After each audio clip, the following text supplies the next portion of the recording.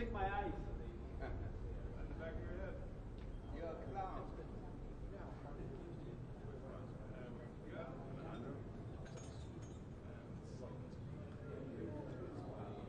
When are you flying? You say you're flying. Thank you, sir. Why you so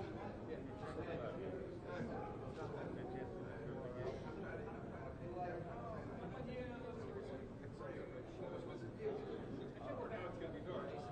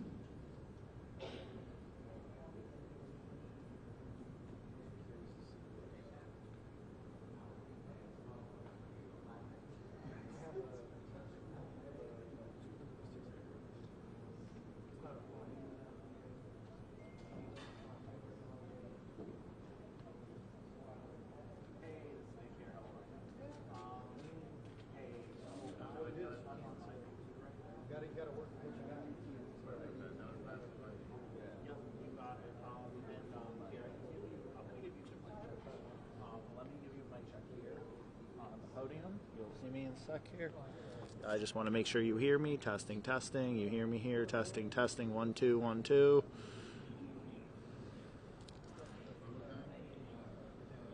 Okay. Yep, you got a testing. 1, 2. Testing, testing. 1, 2. Testing, testing. 1, 2. Test. Can I turn it on? Huh? Very low. Can I turn it on? It's on. No. I think it's on. It should be on. I'm fixing the light. Yeah, thank you, though. I appreciate it. They're just trying to get a signal. Yeah, we're just trying to get an audio check back at the station. Thank you. It is on, though. Sorry, I was talking to engineer. Testing 1, 2. Testing, testing 1, 2. Testing, testing 1, 2. It is. It's on. I'm just testing my level. Thank you. Okay, that's good. And then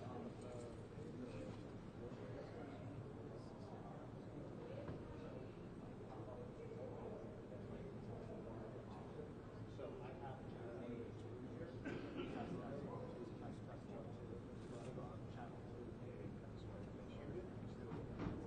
that's going to be the talent, right? Channel 2 in case, you know,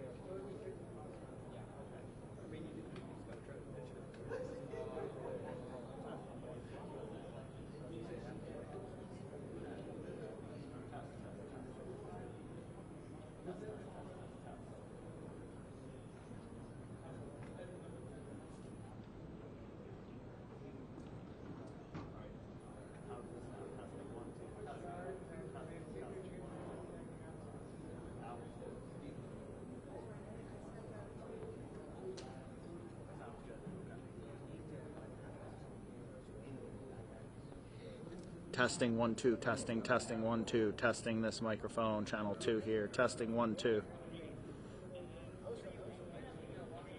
Live, about 3-second delay.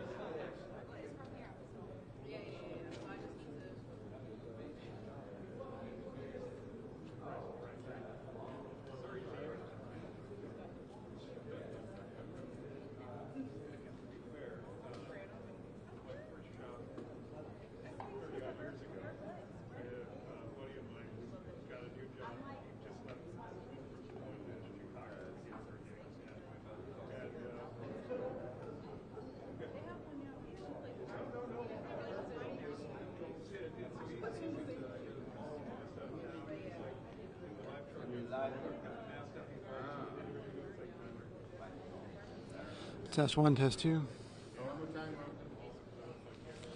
Testing 1, 2, testing 1, 2. DCA test 1. Hello, we're here at the light panel.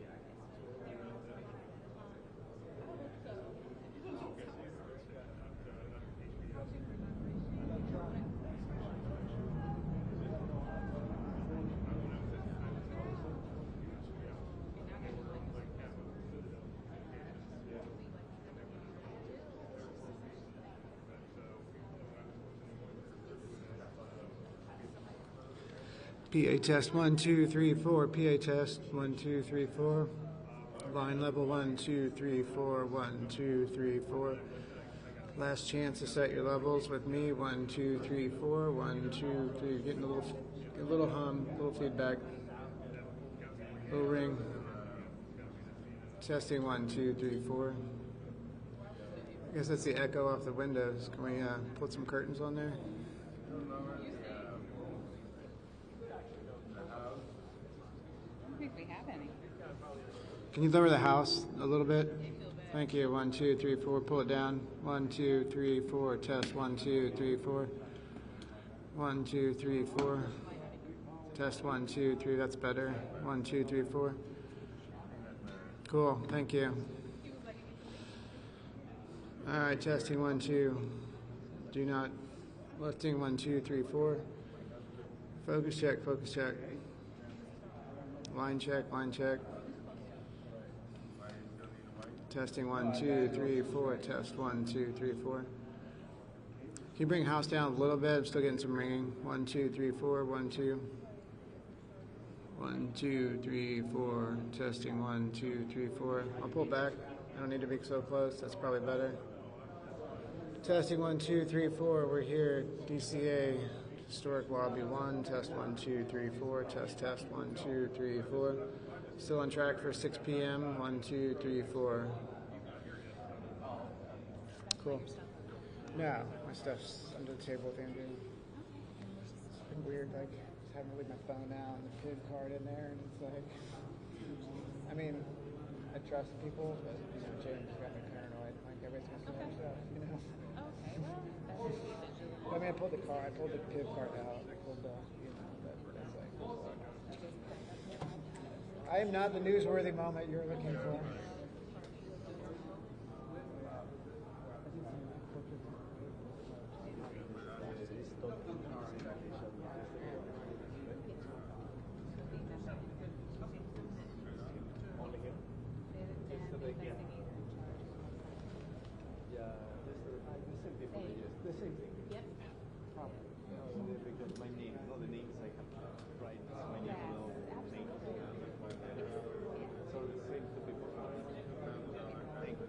Switch it up for you now. I'm gonna call him.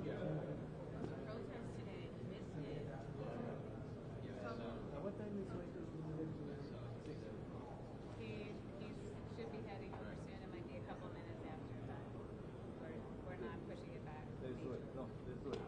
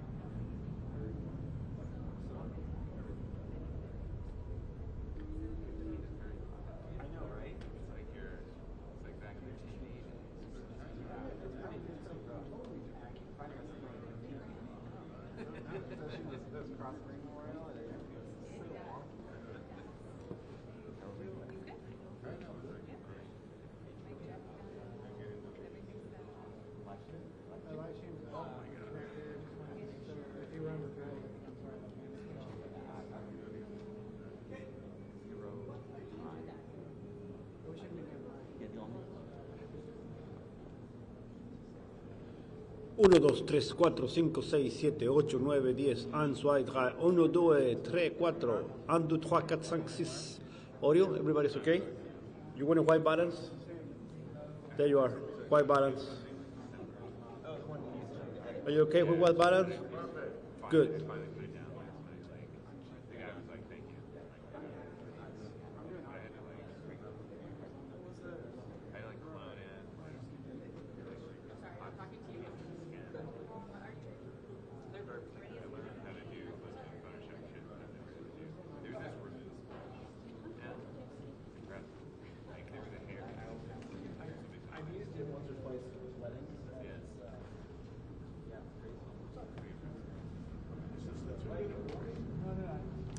is the focus check.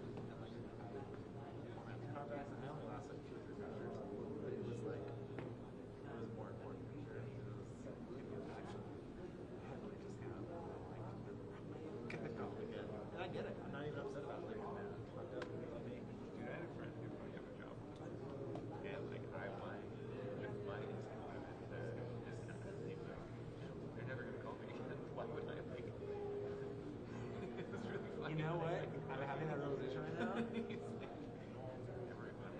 We're going to get started in 2 minutes. Thank you. You know, I mean, it's interesting. I really was discount. What's the biggest of discounts? That would be pretty good, actually. I should just call it a loss. And his hookup was like so high. No, it wasn't even. No, this is like a buddy way back in the day, not using. You know, I still do a lot of internet stuff, but not for it. So just like stuff that is landing. Yeah. Someone's having a board meeting there, or whatever.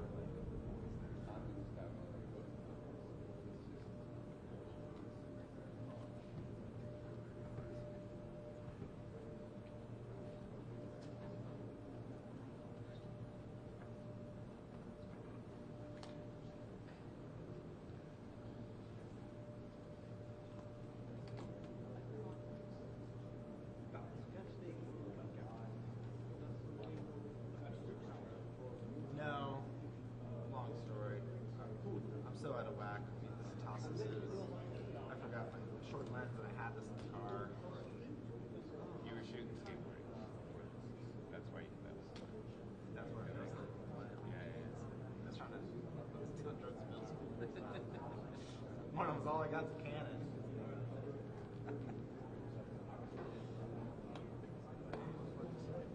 I know. That would definitely have been expensive. No, everything is out of whack.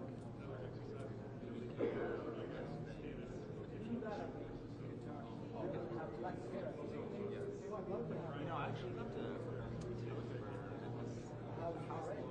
last year. It's like almost like one side. And it's just a guy called me. He's like, my number was on it. He's like, hey guys, if your number wasn't on it, I absolutely would have kept it. Sold it. Yeah.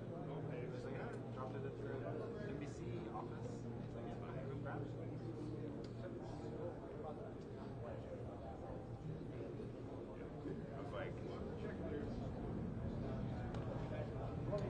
I walked out of Starbucks and like came across Asia and like got like 200 feet and like realized I left the camera in there. Just like turned around. Hi, Eric Weiss with NTSB Media Relations. Briefing you tonight will be board member Todd Inman, I-N-M-A-N,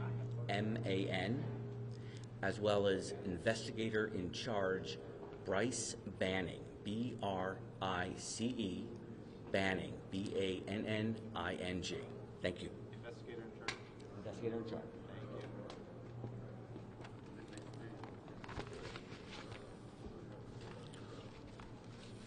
Thank you. Let me just start with, whenever we began our first press conference, I guess 2 or 3 days ago, we gave the condolences to the families of the 67 victims in this accident. And tonight, we also need to give the condolences to yet another set of individuals due to the Philadelphia crash. Our hearts go out to all of them. Nobody should suffer this much tragedy, no matter what time frame in between it. But know this, we will find out what happened in both of those accidents, We will make recommendations, and we will attempt to never have to deal with those type of accidents again. I want to give you just a couple of facts right off the bat, just in case there's any questions. Last year, the NTSB investigated across all modes 1,288 different events. Aviation accounted for 1,204 of those. We currently have open 1,145 investigations in aviation. Last year we had multiple accidents with 6 or more fatalities. Across all of our modes, which are primarily aviation, we dealt with 343 fatalities. We currently have open 1,100 recommendations, and in aviation there are 283 that are still pending. The team that is working on this crash at DCA collectively has over 350 years of seniority with the NTSB. We will find out what happened, and we will do everything we can to prevent it. But I don't want anyone to think, because we are working 2 accidents, this is what we do. Week in and week out. Just today, a lot more people are paying attention to it. I want to take an opportunity to introduce Bryce Banning. He hasn't really spoken the last couple of times, but he's been working hard and putting together a lot of information. Bryce joined the NTSB in 2012 as a senior aircraft investigator. He's been the investigator in charge on hundreds of aircraft investigations. He's an airline transport pilot with commercial privileges for single-engine land and sea, certified flight instructor, multi-engine instructor, and instrument instructor. He's also a certified airframe and power plant mechanic.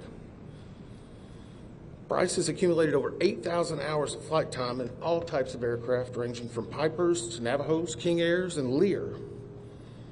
He served in multiple management positions for multiple airlines, and he has been leading this team since the inception. He's going to brief you on some details that we have, and then we'll come back with some additional details.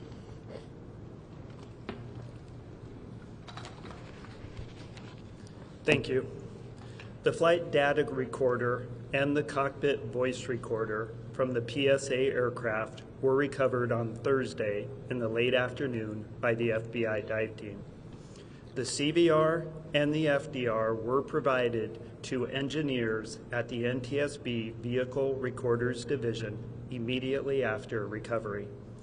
Both the FDR and the CVR were a L3 Harris Communications FA 2100 type. Both recorders are solid-state memory digital recorders. Both the CVR and the FDR were downloaded successfully. The FDR contains about 400 parameters and is currently being analyzed by a FDR working group consisting of the NTSB, FAA, and PSA. The CVR contained about 2 hours and 4 minutes of good quality audio. ADSB and FDR time were correlated. Timing will continue to be refined. Times are in Eastern Standard Time and are preliminary. The FDR captures the entirety of the accident flight. The CVR audio, because it is only 2 hours in duration, starts mid-flight. Prior to initial descent, the crew briefed the arrival for the Troops 5 arrival, followed by an ILS approach to runway 1 at DCA. Around 8:15, the aircraft left 37,000 feet for an initial descent. At 8:39:10, Potomac approach cleared the crew for the Mount Vernon visual runway 1 approach. At 8:43:06, the crew made initial contact with the DCA tower. The tower controller then asked if the crew could switch to runway 33. After a brief discussion between the crew, they agreed to runway 33. At 8:45:27, the autopilot was disconnected. At 8:46:01, a radio transmission from the tower was audible, informing Pat 25 that traffic just south of the Wilson Bridge was a CRJ at 1,200 feet circling to runway 33. At 8:46:29, the crew received a 1,000-foot automated call-out. At 8:46:47, DCA Tower cleared other jet traffic on runway 1 for departure with no delay. At 8:47:29, the crew received a 500-foot automated call-out. At 8:47:39, a radio transmission from the tower was audible asking Pat 25 if the CRJ was in sight. 1 second later, the crew received an automated traffic advisory stating traffic. At 8:47:42, a radio transmission from the tower was audible, directing Pat 25 to pass behind the CRJ. At 8:47:58, the crew had a verbal reaction, and FDR data showed the airplane beginning to increase its pitch. Sounds of impact were audible about 1 second later, followed by the end of the recording.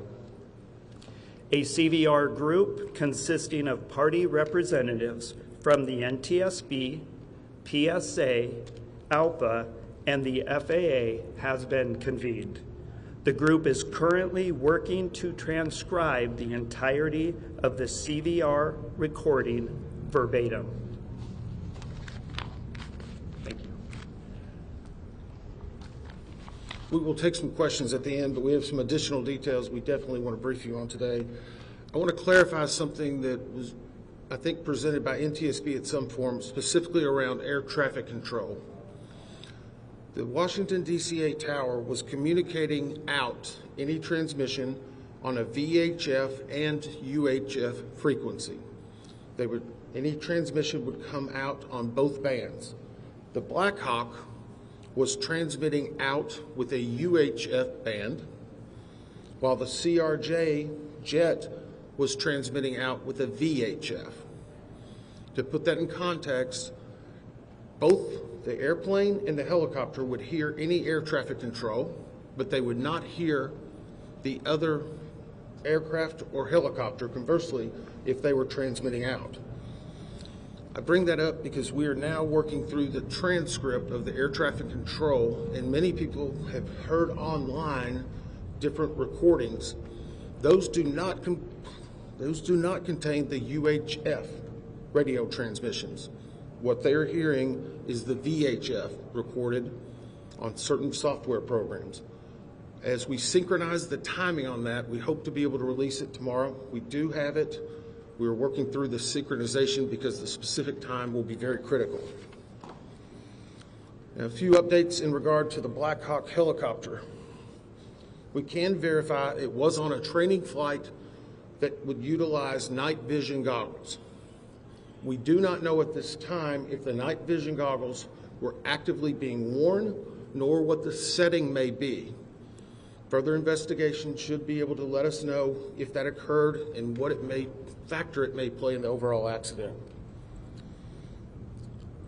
We do know that and we announced the combination CVR and the flight data recorder was extracted last night from the aircraft.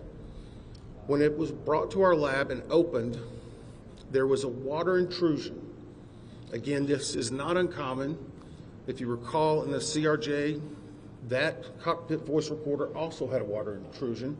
It is going through the same process of ionized water until it's put into a vacuum oven. We still are very confident we will have that data. On the Black Hawk, we can confirm that we are looking into a priority air transport, and that's where you hear PAT, that on the prior day, PAT 11 was in close contact with a Republic Air flight. The Republic Air flight rejected the landing and did a go-around. The reason we are bringing this up is our data currently shows there was over 1,000 feet of separation between those two aircraft. 1,000 feet is a good safety barrier. Obviously, the pilot made its own decision in rejecting the landing. We just wanted to bring that fact out. It will be considered in the overall evaluation of this accident. So now let's go on to controllers.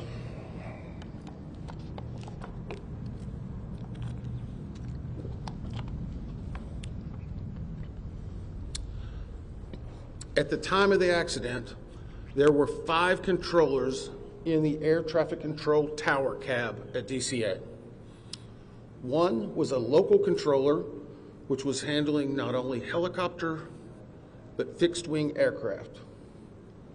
The local controller also would be handling arrivals and departures close in airspace and the use of the runway. There was a ground controller, which was handling all aircraft and vehicles, not on the runway. In addition, there was a local assist controller. This person is responsible for assisting the local controller in any type of actions that are needing, reviewing data, scanning the field, a multitude of different things. You will not hear the assistant controller on any of the ATC tapes, but we can confirm that person was in the cab. In addition, there's an operations supervisor who has direct oversight over the tower.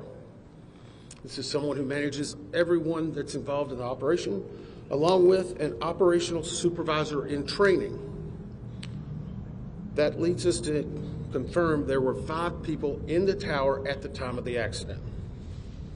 At this time, we have interviewed the local controller, the ground controller, and the local assist controller. We anticipate having the interviews with the operations supervisor and the supervisor in training conducted no later than Monday evening. And for a little bit of context, this is a controller's worst nightmare. It hits everyone that works in that cab and knows them very hard. These interviews take a long time, not because there's that much talking, but there's several breaks that occur for emotions, just to be able to compose themselves to talk about what happened. We want to be thorough. If we need to go back for additional information, we absolutely will. We're getting full cooperation and access to those individuals we need. And we hope, again, to have them completed no later than Monday. Now we're going to talk a little bit about altitude. And I'm going to preface this, and we're going to try to work through your questions. But I want to be very clear. Our team has had some internal debate on releasing one part of this. And whenever I explain it, I hope you will understand why.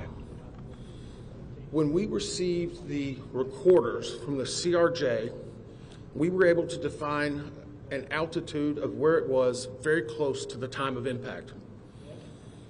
That is a data point we feel very comfortable with. We also have an initial set of information in regard to what was being seen on the cab in the control tower. We have not finalized that and need to get more granularity to it, and we currently don't have the readout from the Black Hawk. I put all that into context for you in that whenever I give you some altitude information, one part of the 3 pieces we have defined. Another part we feel fairly confident but need to get more information, and a third we don't even have. Currently, the CRJ, based upon the data recorder, at the time of impact was at 325 feet, plus or minus 25 feet. This is from the belly of the CRJ. The CRJ itself is 20 feet and 8 inches from the wheel to the top of the tail. So from the belly, the CRJ at time of impact was 325, less or minus 25 degrees. And for those who follow this closely, that is a corrected altitude. It is based on the ADSB data and the flight data recorder. Our preliminary review of what the tower cab was showing on the data screen that would have been in front of the controllers was 200 feet near the time of the accident. Again, this data is preliminary. Tomorrow, we feel very comfortable that we'll be getting the additional data sources that will confirm precisely what it would have been on the screen at the time. And I would also caution you, there's typically in the cab on that screen, it may be a 4 to 5 second refresh rate. But obviously, this is something that we're going to be looking at very closely. The third prong of that is the helicopter recorders. Between those three, whenever we have those data points finalized, we feel that we'll be very comfortable in saying exactly what altitude this occurred at. And I know that's been a lot of speculation. You may have a few questions on it, but I want to caution, we're trying to give you what information we have and we verified at that time. With that, we'll take some questions. Just one second. Ma'am? Claudia from the AP. So you said that the altitude, and the recorder recorded the altitude of the CRJ. Was it trying to pull up before the collision? Is that what you were saying? The question was the altitude that was read from the ADSB and the voice recorder, was it trying to pull up? I can tell you at one point very close to the impact, there was a slight change in pitch, an increase in pitch. That is something that we will get you more detail on, but it was an indication of an increase in pitch. Thank you, Todd Grady, Triple with Fox. So are you also saying that there was a 100-foot discrepancy between what the air traffic controller was seeing on the screen in front of them and what the height, the altitude of the plane? There was a 100 feet difference? So the question is, was there a 100 feet difference between what we found the plane to be operating at and the air traffic control tower? I'm saying the initial data we have on the control tower cab says 200 feet would have been visualized. This is a fairly good estimate, but it needs to be finalized. I shouldn't say estimate. It's a fairly good initial read. It needs to be finalized. And again, the CRJ was operating at 325 feet, plus or minus 25. And how common is it that the two aircraft would be operating on different frequencies with the same control tower? The question is, how common would it be that the two aircraft would be operating on separate frequencies? It is completely common. Military operates on one frequency, civilian on another. We're just trying to clarify that because you're only reading something or hearing some things online, so we're trying to get out and dispel some myths. Yes, sir. Mr. Inman, Dave Lavelle with DC News Now. At this point, you've given us the CRJ, but can you speculate on the altitude of the PAT at this point? We cannot speculate. The question is, can we give any information on the altitude of the PAT? We cannot at this point. Obviously, an impact occurred. And I would say when an impact occurs, that is typically where the altitude of both aircraft were at the moment. But again, when we have the data from the recorder, we will be able to give you more specific. And just to follow up, if I may, sir, there have been reports, can you comment on reports that PAT may have flown above its max limit in that airspace? So the question was, can I comment on reports that PAT may have flown above its max limits? No, because I haven't heard that. And I don't try to look at the media that much. So by not saying that, I'm not denying, but I just haven't heard it. We haven't discussed it. I'll ask the investigator in charge. Do you have any information on that? Yeah, I can provide just a little bit of context. The PAT 25 was within the lateral boundaries of a helicopter route. The ceiling of that route was 200 feet. As Member Inman said, we have not got the data out of the FDR for the Blackhawk at this time, but that's what we know. Okay, we're going to go down here. David Kaplan with Box 5 here in DC.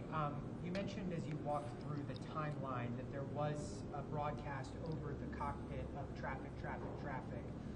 Can you talk about what indications, if any, you have that the plane's anti-collision system was working?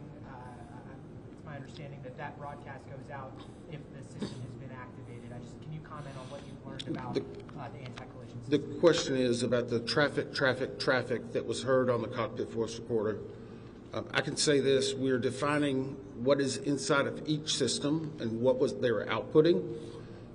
Because of the unique nature of military aircraft, we need additional specialization, which we have. But for right now, we're trying to present you with what we've heard, so we need further information to be able to find why it was indicating traffic. Yes?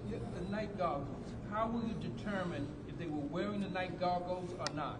The question was, how will we determine if they were wearing the night vision goggles or not? Part of that will be based, and we already know during the extraction of the bodies, how they were presented and what was around them.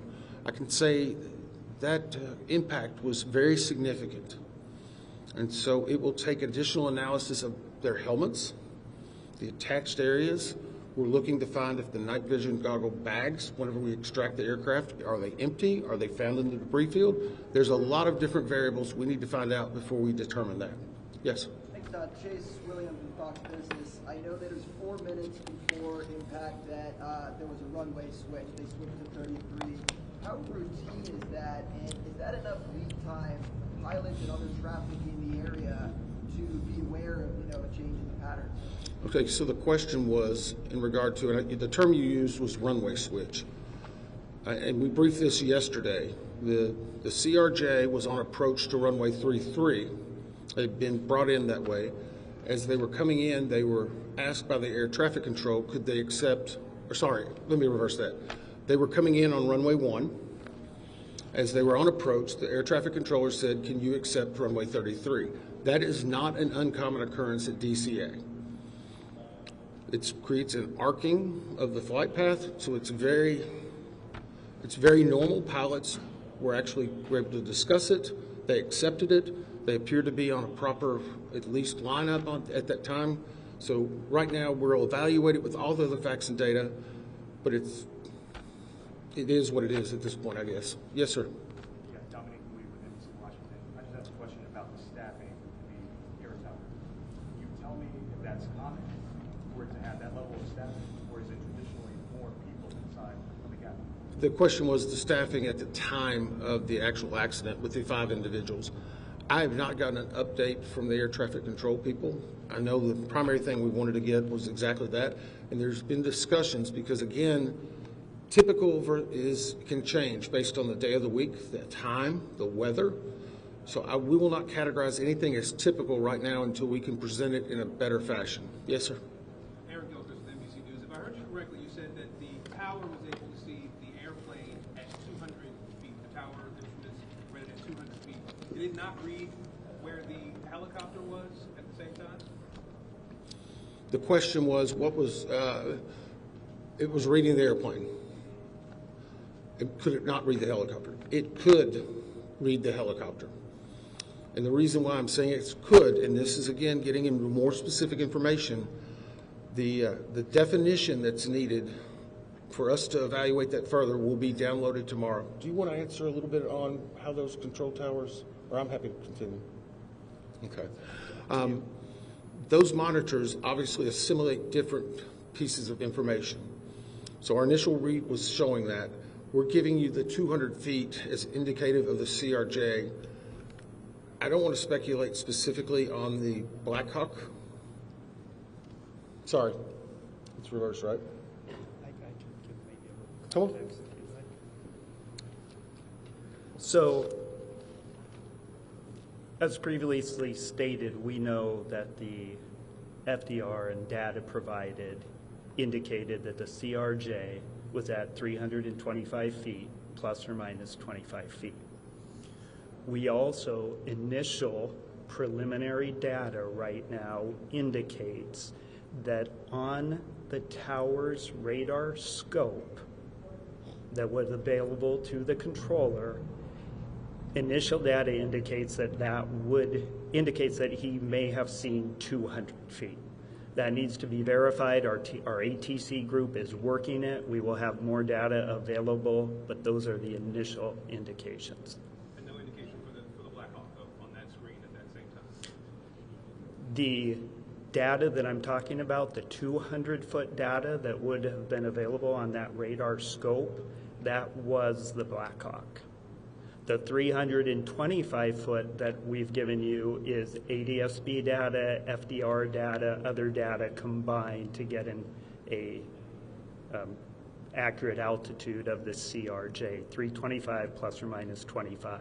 The radar data, where that helicopter is down at 200 feet, it has less fidelity. So our team is looking into that, but I think it's important to note that this is a complex investigation. There's a lot of pieces here. Our team is working very hard to gather this data, make sure we, as Member Inman has said, understand why this happened. Sorry, Bryce, can I... Hang on, I'll call on people. Yes, ma'am.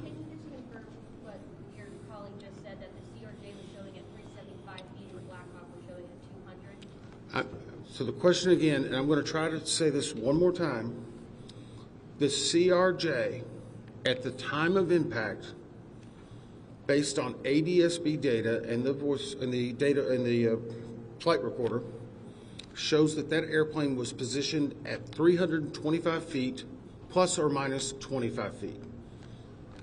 On the radar scope in the cab, our preliminary review shows that the Black Hawk helicopter would have visualized at 200 feet.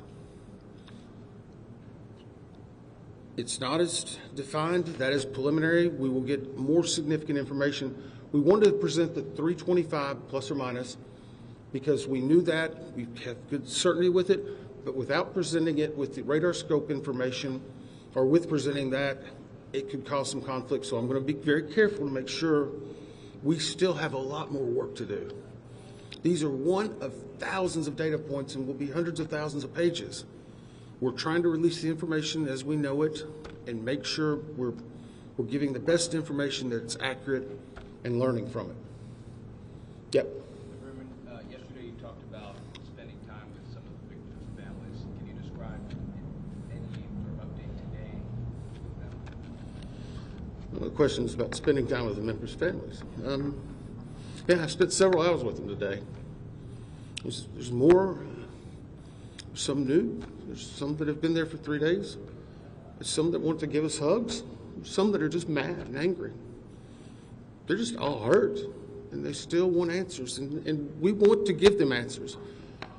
And the most devastating thing, I guess, today was they watched the news last night. They know their loved ones are recovering. They're thinking, is it going to take longer? Am I not going to be finding my loved one? How will this affect it? That's hard. I mean, it's horrible. It's horrible. And no one has to suffer this. So, yeah, it is hard on them. They have a lot of questions. They haven't been through this. Unfortunately, we have a lot of experts. We've done 1,000, but that doesn't mean it's not completely new to them. What's really horrible, though, is that these things are happening. You know, I keep a challenge coin. Whenever I first got to the NTSB, they asked, it's a challenge coin you hand to people as a sign of gratitude and respect. The front of it has the seal and name. I said, what do you want to put on the back? This was on the front door of our training center where the TW-800 was for many years. From tragedy, we draw knowledge to improve the safety for us all. That's what we're doing right now. We're dealing with tragedy, but we need to improve safety. We need 200 plus recommendations fixed. We need people to take action. Unfortunately, At some point, all of you are going to be gone. We're still going to have the investigation open. We're going to make recommendations. We go to East Palestine, a community that gets devastated. Still nothing's happened. We have several hundred recommendations open for aviation. You want to do something about it? Adopt the recommendation of the NTSB. You'll save lives. Get off and do something. I don't want to have to meet with another set of those parents like that again. Not fair. Could be your family. Sorry, I didn't mean to take it out on you. It's just hard. Sorry. Yeah. I have two, and I just want to follow up because I want to make sure I understand the elevation question correctly. The flight data recorder on the CRJ is showing 325 plus or minus 25. That's correct, right? The question is, and I apologize, I've said this 3 or 4 times, on the CRJ, the flight data recorder that has been localized from the ADSB data and other is showing the time of impact. It was at 325 plus or minus 25 feet. Okay. The 200 feet inside of the air traffic control cab was for the helicopter. Is that The question again, the preliminary data that we have not validated yet and are still trying to verify was that the radar scope was showing the helicopter at 200 feet. Now again, you can have, we're not saying plus or minus because we don't really know that. It's not as granular. We will have the exact data set tomorrow evening. We knew you would have some questions, so please be responsible in reporting this. We need more info, but we know that some of that information is coming out and we're trying to provide it. No more. Sorry, I've answered the same question several times. Sorry. Go ahead. This is just a clarification point on this topic. I understand what the radar scope in the ATC cap was showing and what the black box showed you from the CRJ. I guess the question is, what would explain the discrepancy, which appears to be 100 feet, when clearly they hit each other? So the question is, what would explain this discrepancy? That's what our job is to figure that out. That's what we're doing. That's the reason we're giving you information to dispel some information that may be out there. We're the gold standard across the world because we tell the facts. And sometimes we have to give a little bit something preliminary so that you don't have an improper picture. That's what we're trying to do. Thank you. Thank you very much. The 4 to 5 second delay that you described, where was that?